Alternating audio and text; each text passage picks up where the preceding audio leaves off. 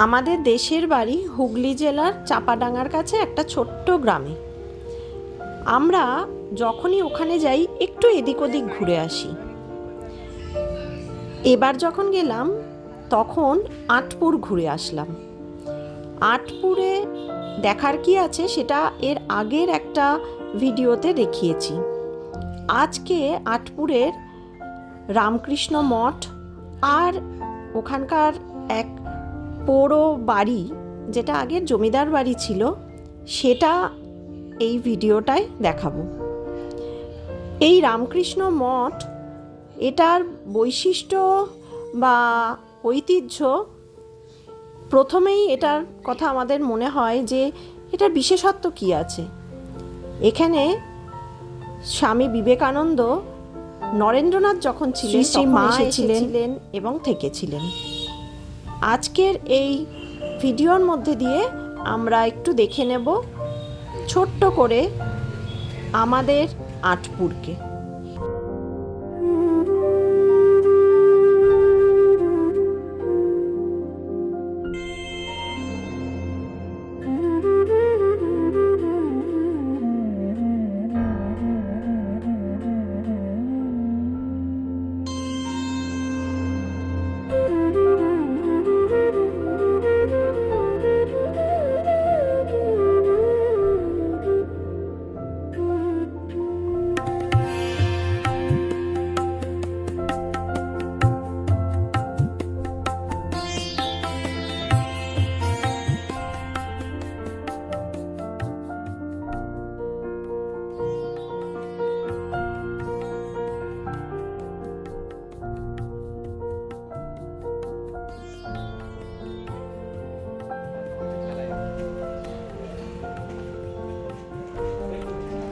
এখানে ভোগের যে খাওয়ানো হয় তার ব্যবস্থা, আর এই পাত্রগুলো রয়েছে। এখন ধোয়াধুয়ির কাজ চলছে। তার মধ্যে এরকম বাঁশ লাগিয়ে নিয়েছে, এরকম করে খাবার তোলা। হ্যাঁ, কতটা রান্না হচ্ছে, কত বড় কড়াইতে হয়।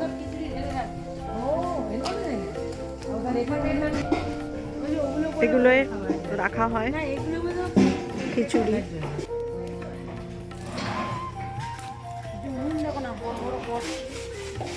এই হচ্ছে উনুন, আর এই হচ্ছে মাজা চলছে এখন বিকেল।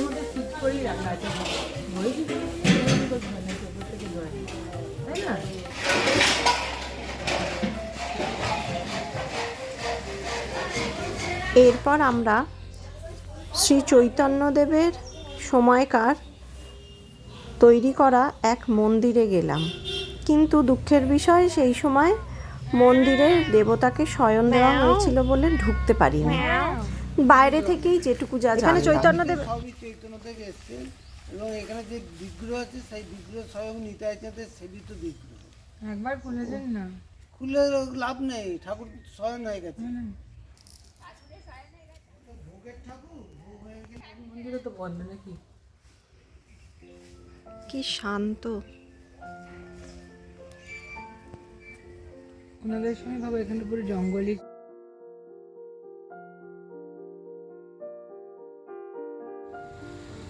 কত পুরনো স্মৃতি আর ইতিহাস।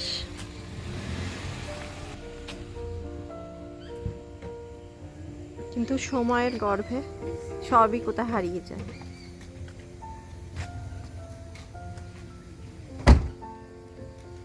আসুন আপনাদের এই বাড়িটার সম্বন্ধে বলি। হ্যাঁ, এই বাড়িটাতে অনেক দিন আগে একজন থাকতেন, সেই মহিষী নারী।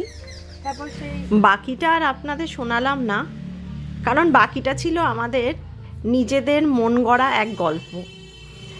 এইরকম ইতিহাসের দরজায় দাঁড়িয়ে কারোকে দেখতে না পেয়ে নিজেদের মনে যা এলো সেভাবেই নিজেদের সাজিয়ে নিলাম চারপাশটাকে।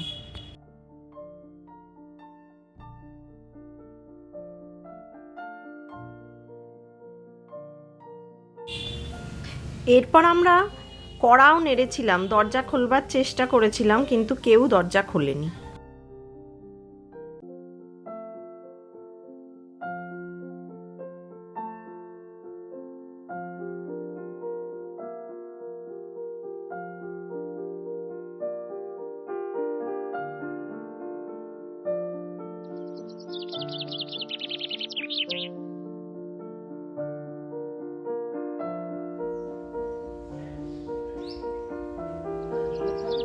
হুম